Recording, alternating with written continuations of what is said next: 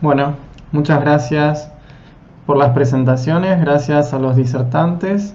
Vamos a comenzar entonces con el espacio de discusión de las preguntas que realizaron a través del chat. La primera pregunta es de Marta Martinuso y ella consulta sobre el sangrado en mujeres con cirugía plástica, post cirugía estética. ¿Con qué frecuencia es la consulta de estudio? Porque ellos tuvieron pacientes estudiados post estética de mama. Abrimos entonces el panel a la discusión, invitamos a los participantes.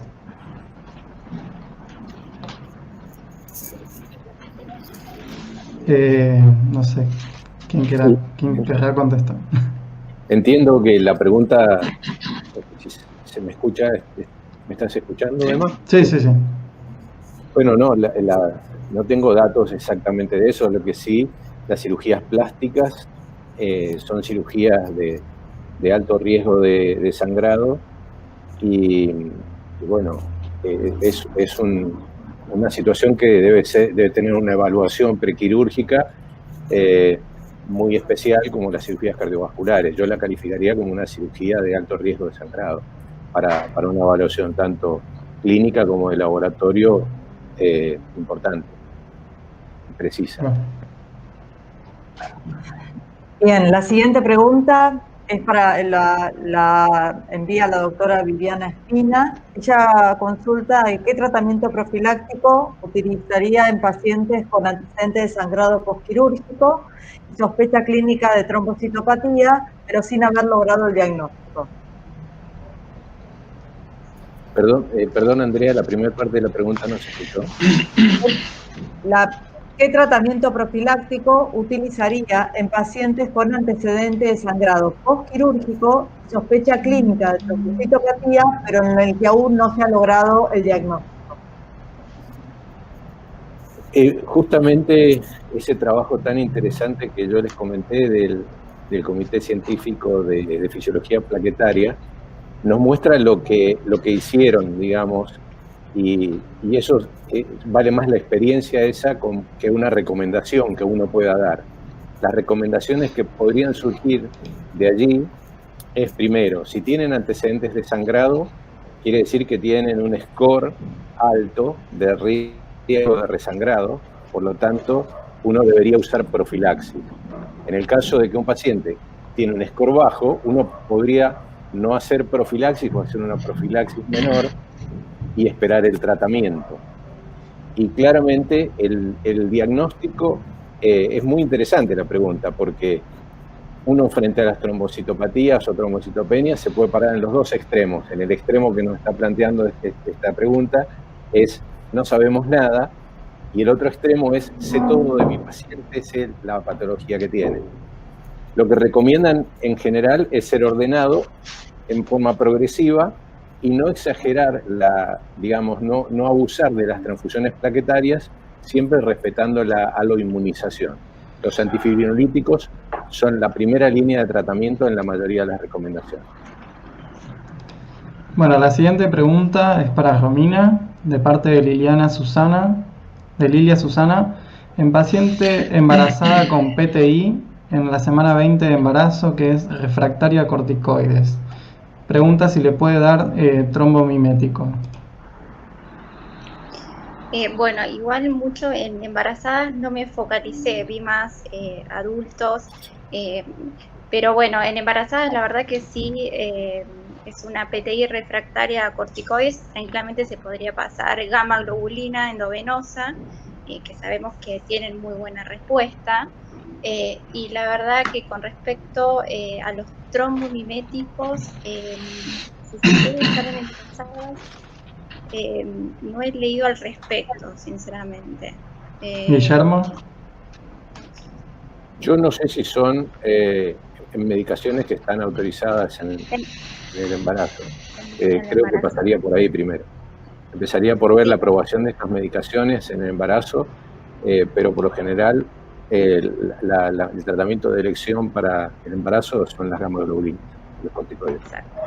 de hecho, dentro de los efectos adversos en ningún lado mencionan como drogas teratogénicas o algo, pero la verdad que no sé específicamente bien.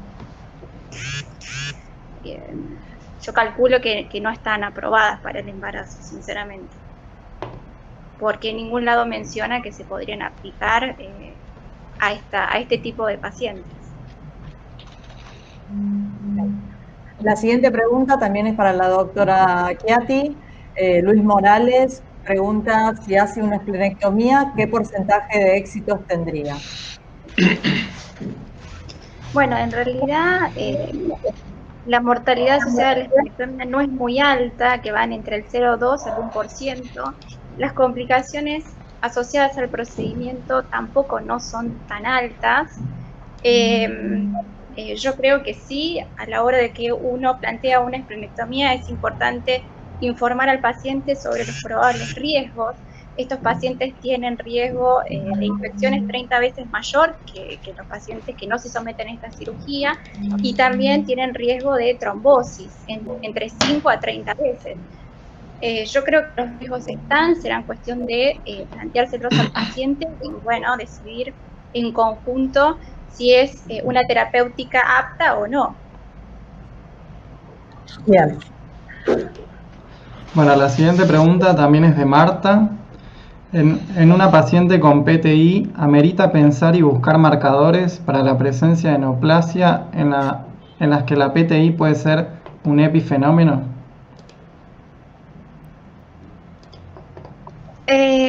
La verdad que es raro que se asocie con este tipo de patologías. No es algo habitual. La verdad que no consideraría, salvo algún caso en particular que uno piense que puede estar relacionado, sí, habría que estudiar en profundidad y buscar esa relación, y si no, no, pero me parece que no es algo muy frecuente. Bien, la siguiente pregunta, también para la doctora Chiatti. Luis Morales pregunta si él comenta que tuvo una mejor respuesta al pasar el Trombopag, al pasar del Trombopag a Romiflostin con un 85% de éxito. O sea, yo también te agrego ahí cuál fue tu experiencia al respecto. Bien, sí, bueno, en realidad en varios estudios se vio que tienen muchas mejores respuestas pasar de Romiflostin al Trombopag, casi de un 100%, distinto del Trombopag al Romiflostin, donde las respuestas son un poco más bajas, aproximadamente del 60%. Eso es en cuanto si comparamos la tasa de respuesta. Ahora, si simplemente se cambió por una cuestión de toxicidad o porque el paciente elige otra vía de administración, si esa fue la causa de que se cambió de un trombomimético a otro, siempre anduvieron bien. Bueno, la siguiente pregunta también es para la doctora Chiatti. Si es mandatorio solicitar sobrevida plaquetaria. Bueno, en realidad, para paciente que se va a esplenectomizar, dentro de todas las recomendaciones que se mencionan, ella es una justamente, como confirmar que el sitio de secuestro principal es el vaso, pero sería lo ideal si se puede hacer y se puede confirmar.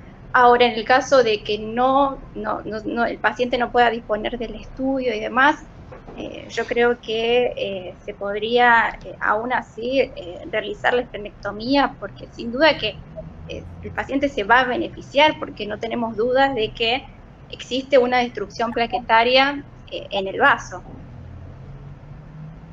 O sea, la destrucción está en el vaso. Bien, el siguiente es un comentario para Juan Pablo Frontros, es de la doctora Martinuso. Ella comenta que el TEG y el ROTEM son poco sensibles a las trombocitopatías. Las plaquetas se activan por generación de trombina en el ensayo. TEG activa con reptilasa para poner en evidencia la agregación con inductores. ROTEM es solo sensible a tromboastenia de Glassman. Para el resto, usa un sistema de agregación por impedancia de tipo multiplane, el ROTEM Platel con distintos agonistas. Sí, estamos de acuerdo, no es lo más sensible para ver esto, lo que pasa es que no podía dejar de mencionarlo. Después hay un comentario de Germán de Tarcio, por ejemplo, que él dice que ellos pudieron ver o diagnosticar trombostenia de Glanzmann usando el TEG. Está bien claro también que el TEG con respecto a las plaquetas es bastante sensible a las variaciones preanalíticas, como por ejemplo el nivel de plaquetas. ¿Sí? Es un muy buen comentario y agradezco a Marta. Bueno, la siguiente pregunta es para Juan Pablo, de parte de Roberto. Ah, bueno. Es un poquito larga, pero la pregunta dice: con el avance de la exómica estamos comenzando a ver reportadas algunas patologías del citoesquelético, filaminopatías, por ejemplo, que tienen un correlato disfuncional a nivel plaquetario. ¿Consideras útil que se pueda comenzar a considerar al citoesquelético, al citoesqueleto a nivel genético, por ejemplo, para poder mejorar la clasificación de las alteraciones plaquetarias? Sí, creo que no es, digamos, mi opinión es una humilde opinión. Obviamente todo lo que viene de Next Generation y de toda la puesta en escena o evaluación, perdón, del exoma y todos los análisis que están y van a venir mucho más de sitios intrónicos, no codificantes, sumado a eso, cuestiones epigenéticas, obviamente que en el futuro nos va a dar una mejor clasificación de trombocitopenias / trombocitopatías.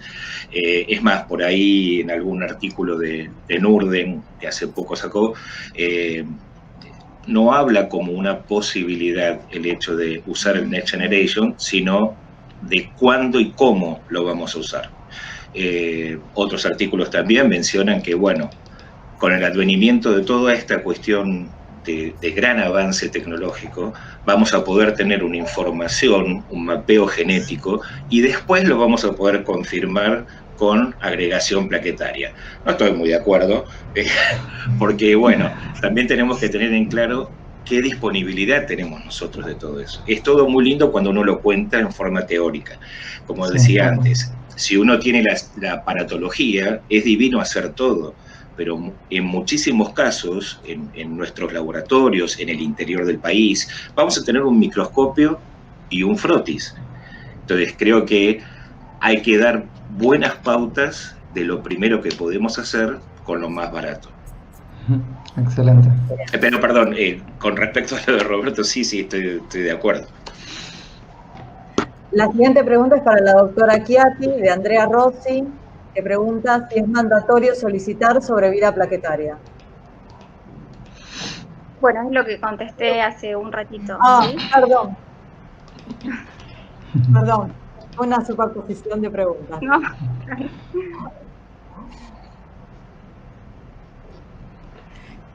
La siguiente pregunta entonces es si se considera de utilidad, es de Silvia Cambiaso, si se considera de utilidad la medición del IPF % para el diagnóstico diferencial de trombocitopenias. Creo que puedo acotar algo. Sí. Es una, digamos, es una medida que está desde hace relativamente pocos años, pero que más marcaría respuesta, que después Romina supongo que acotará más, pero es de respuesta medular a la fabricación de plaquetas, más que para caracterizar una trombocitopatía. Romina, no sé si... Bien, ¿y cuál es la pregunta, perdón? Si consideran de utilidad la medición del IPF para el diagnóstico. ¿En PTI me decís? No, sí. No, en PTI no, para nada. No. Claro, pero para el diagnóstico... Es como decir dosar el nivel de TPO. Es algo que en realidad en la práctica no se hace en estos pacientes, no se consideran eso como algo a considerar en cuanto al estudio, no. Perfecto. Bueno, la siguiente pregunta es de Roberto para Juan Pablo.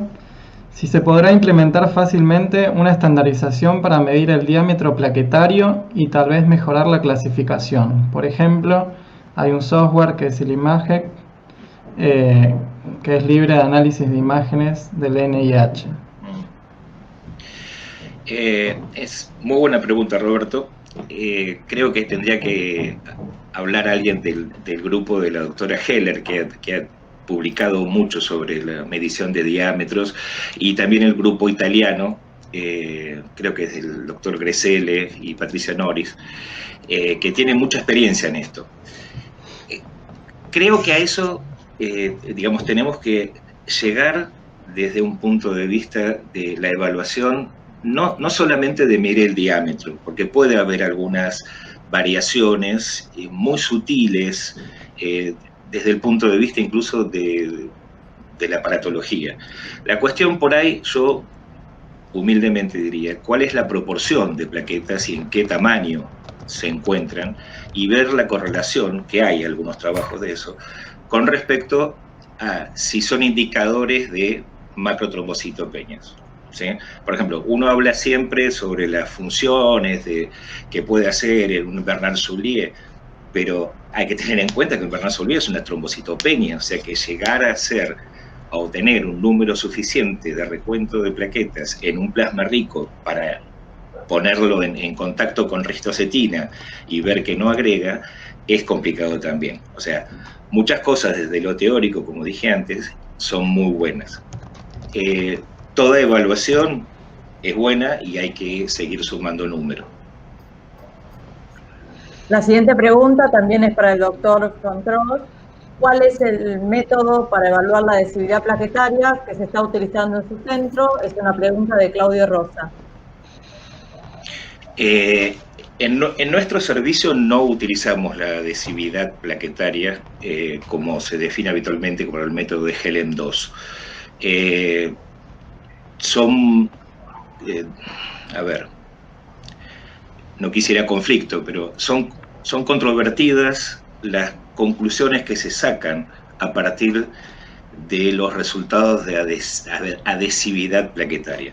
Es decir, por ejemplo, tenemos función plaquetaria normal, antígeno y cofactor de von Willebrand normal, y si la adhesividad plaquetaria es baja, algunos centros diagnostican una enfermedad de von Willebrand.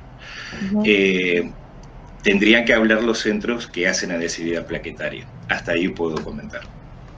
Ok. La siguiente pregunta es de Mirta Arias.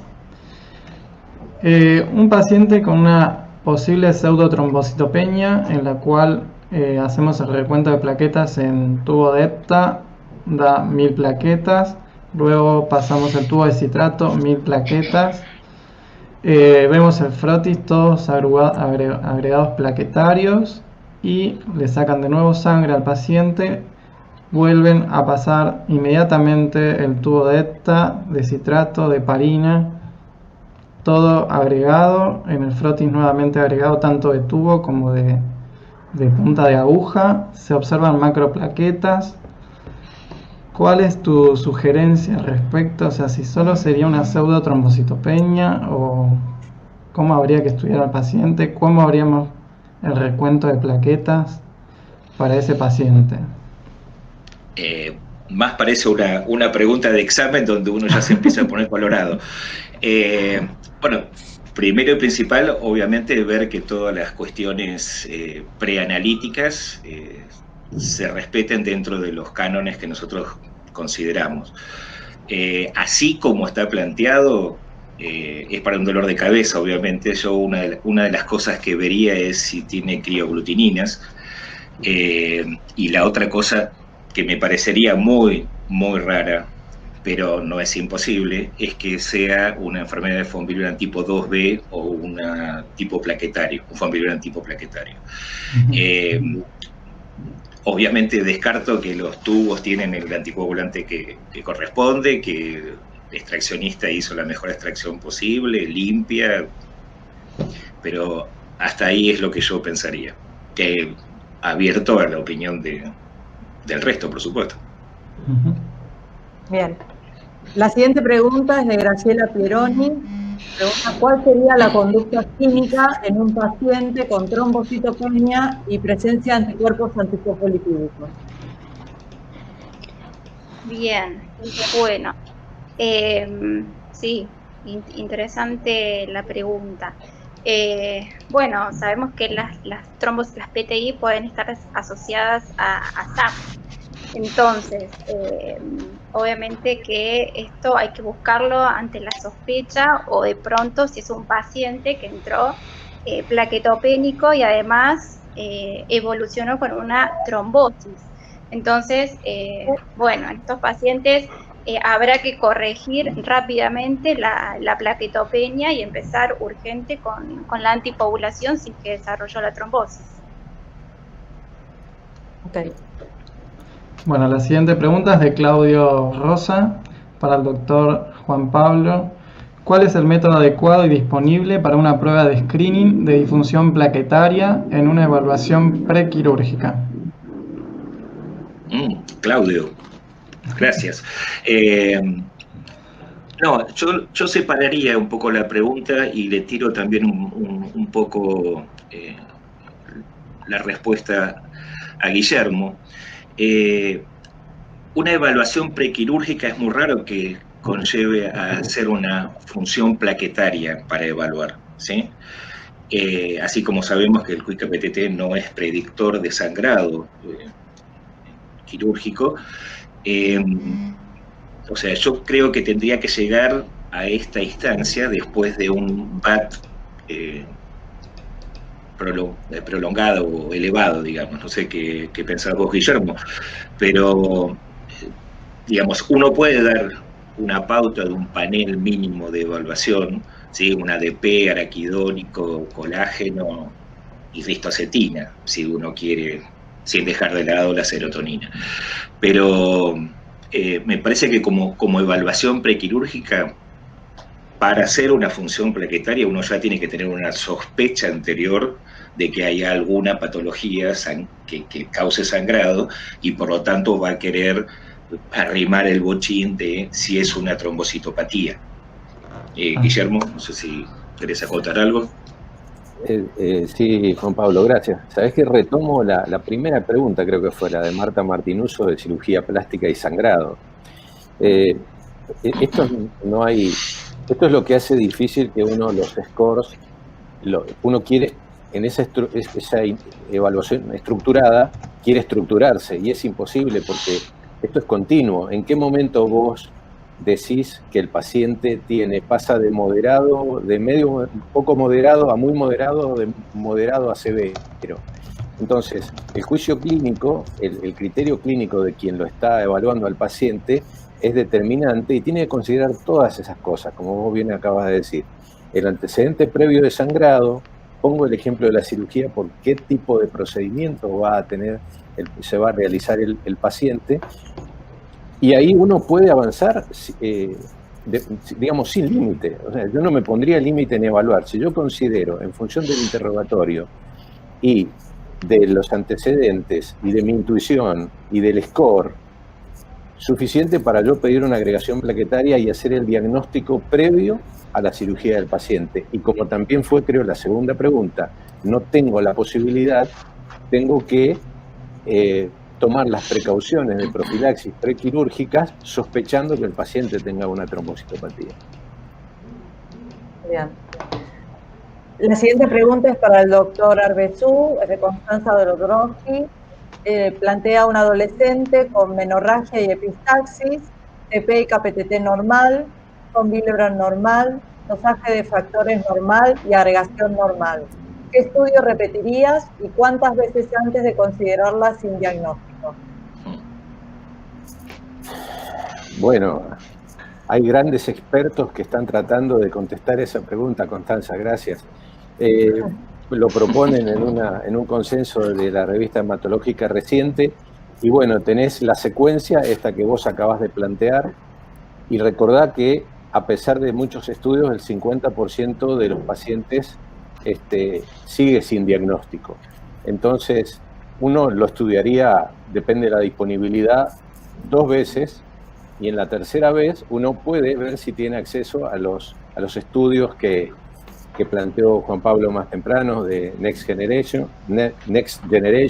NGS, pero bueno, eso dentro del terreno de la investigación. Creo que uno tiene que saber que hay un 50% de pacientes de la práctica diaria de sangrado recurrente que uno se va a quedar sin diagnóstico muy probablemente. Perfecto. Una acotación a lo que acaba de decir Guillermo. También tenemos que recordar que nosotros nos especializamos en aislar sistemas, ¿sí? No es lo mismo, sin duda, hacer una agregación plaquetaria en plasma rico en plaquetas que en sangre entera, ¿sí? Por más que yo haya indicado que no hay tanta armonización y que, digamos, falta un camino por recorrer. Nosotros nos estamos olvidando incluso también de cuál es la respuesta vascular a este sangrado menorragio de epistaxis. Y, por supuesto, descartar toda la cuestión ginecológica y otorrinolaringológica de si no hay una causa local de sangrado. Comentario nada más. Perfecto. La siguiente pregunta es de Aura Milena, desde Colombia. Aura. Te manda saludos, Juan Pablo. Gracias, bueno, igualmente. Se trata de una paciente con una clínica hemorrágica mucocutánea que tenía pruebas de hemostasia normales, descartaron alteraciones preanalíticas y farmacológicas y lo único que tenían era una epinefrina totalmente plana en el estudio de agregación plaquetaria. Fue lo único que le encontraron, si es que podría atribuirse a la manifestación clínica. ¿Cuál es tu sugerencia? Bueno, la trombocitopatía que está asociada con pérdida de respuesta a la serotonina o adrenalina es una de las tantas de las cuales todavía no se halló la parte de biología molecular que la explique. Se sabe que está, pero no se ha encontrado la causa, por lo menos hasta donde yo he podido leer. Que la publique, por cierto, ¿no? La siguiente pregunta es para el doctor Arbezú, es de Andrea Rossi. Pregunta sobre un paciente que solo tiene adhesividad plaquetaria muy disminuida, con sangrados ante procedimientos. ¿Qué algoritmo terapéutico propone para cirugía, por ejemplo, una cirugía de columna? En esos pacientes, en un paciente de esas características, según las recomendaciones, la desmopresina es la terapéutica que mejor respuesta se ha observado. En general, se utiliza asociada a antifibrinolíticos. Y siempre, como comenté anteriormente, la transfusión de plaquetas en una segunda línea. Bueno, la siguiente pregunta también es de Aura. Cuando el paciente tiene plaquetopenia, menos de 100.000 plaquetas, el estudio de agregación plaquetaria, estableces valores de cortes para pacientes con plaquetas menos de 100.000 en el plasma rico en plaquetas, o cómo es la interpretación de esos estudios. Voy a dividir en dos la respuesta. Una es la políticamente correcta, que sería por debajo de los 130.000, 140.000 de recuento plaquetario, no habría que hacer interpretaciones sobre lo que obtenemos de patrón de función plaquetaria. Hasta 25.000 plaquetas se pueden hacer estudios sobre la plasma rico con ristocetina y se podría bastante bien sacar conclusiones. ¿Esto qué quiere decir? Una trombocitopenia en una enfermedad de von Willebrand tipo 2B, vas a ver con 25.000 plaquetas una hiperagregación. Para el resto, la ICTH particularmente dice taxativamente que no se recomienda. Esto es, ahora siendo un punto y aparte, es uno de los grandes problemas que tenemos cuando queremos evaluar función plaquetaria. No solamente para este caso, sino para todos. Decimos, bueno, la trombocitopenia, pierden la actividad de respuesta a la... Y sí, está bien, pero tenés que tener la cantidad suficiente de plaquetas para hacer esos estudios. Lo otro es que uno puede hacer una aproximación de la respuesta haciendo un plasma rico normal y diluyendo el recuento al mismo recuento que tiene este paciente trombocitopénico. Y probar pero esto es lo no políticamente correcto, ¿tá?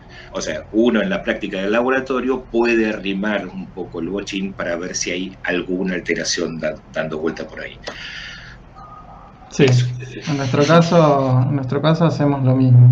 O sea, alargamos un normal, lo llevamos a un recuento de plasma rico en plaquetas a un valor similar al paciente y Claro. ponemos los porcentajes de agregación.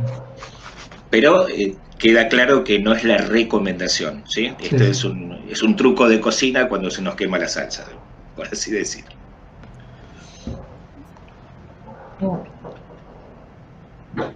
Andrea. Creo que estamos. Hay una aclaración, un comentario de Paula Heller respecto al diámetro plaquetario, que es un método útil para evaluar el tamaño plaquetario justamente en las condiciones en las que el BPM es poco informativo, Sí. lo cual ocurre en muchos casos de macrotrombocitopenias hereditarias, que en la experiencia de ellos le permitió clasificar adecuadamente una proporción sustancial de esos casos. Por eso decía que palabra autorizada de Paula no se enseña. Sí. Gracias, Paula. Y hay una pregunta para el doctor Arbezú, de Andrea Rossi. Ya está. ¿La tenés, Que es la última que Andrea? se le hicieron, creo. Ya está. Ya la Ah, hice. ya está. Listo, perfecto. Y después un comentario de Marta respecto a lo que había preguntado Claudio del estudio de función plaquetaria en prequirúrgico. Marta puso que, o sea, en reemplazo al tiempo de sangría, capaz que se refería a eso. Normalmente antes, por ahí se acostumbraba a hacer un prequirúrgico y pedir un tiempo de sangría, pero sabemos que, bueno, es muy cuestionada su utilidad, entonces, en reemplazo de...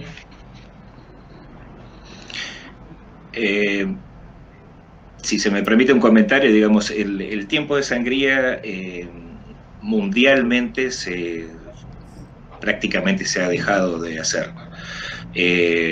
Sin embargo, no le voy a discutir a la persona que lo tiene estandarizado y lo usa habitualmente, que es una fuente de información, por supuesto. Es una fuente de información global de la respuesta.